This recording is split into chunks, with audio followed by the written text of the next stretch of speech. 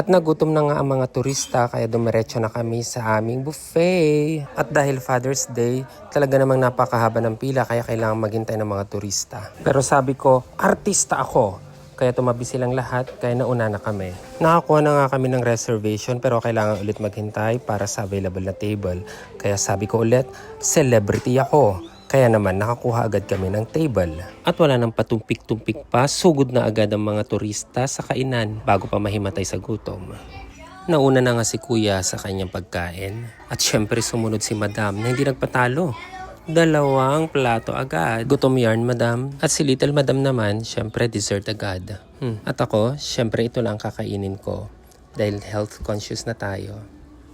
Maniniwala ba kayong ito lang kakainin ko? Syempre hindi. At eto pa. Syempre ito pa. At eto pa pala. Ang dami kasi talagang pagpipilian dito. Sabi nila, pag buffet daw, kahit unti-unti lang, kasi babalik ka pa naman. Sabi ko, kahit hindi nyo sabihin yan, babalik talaga ako. Diba? Turista. Talaga namang solve na solve ang mga turista, busog na busog. Kaya naman hindi na tayo makahinga. Kaya konting rest pa at tayo'y umalis na. Pauwi na. Bye!